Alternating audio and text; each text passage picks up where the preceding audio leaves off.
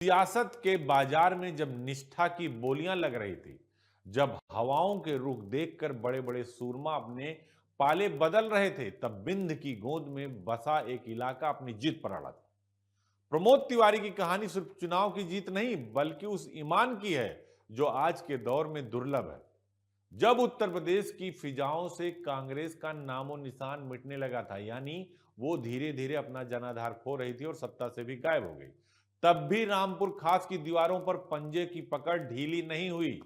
ये कहानी एक ऐसे सिपाही की जिसने अपनी पार्टी का झंडा तब भी ऊंचा रखा जब चारों तरफ तूफान था, वो भी सुनामी जैसा।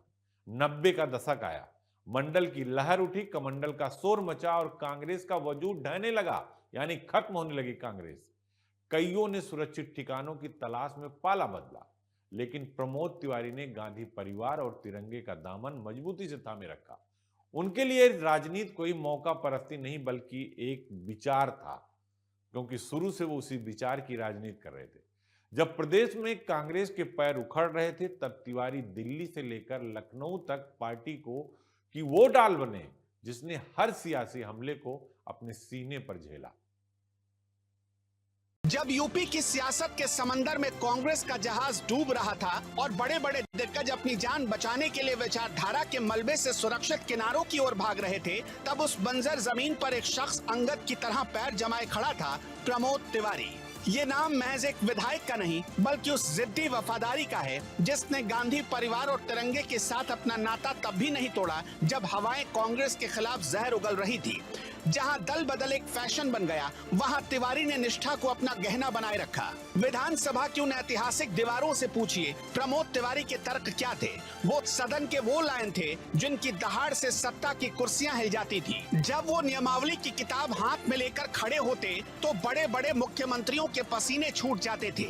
वो कांग्रेस की वो ढाल बने जिसने विपक्ष के हर तीर को अपनी विद्वता और तर्क शक्ति से भोथरा कर दिया। सदन में उनकी मौजूदगी का मतलब था लोकतंत्र की एक मजबूत क्लास, जहां सत्ता को आईना दिखाना उनकी फितरत थी। सियासत में लहरें तो आती जाती हैं, पर रामपुर खास में सिर्फ प्रमोद लहर चलती थी। लगातार 9 बार की जीत, ये कोई किस्मत का खेल नहीं, बल्कि उस पसीने की कहानी है जो उन्होंने जनता के बीच बहाया।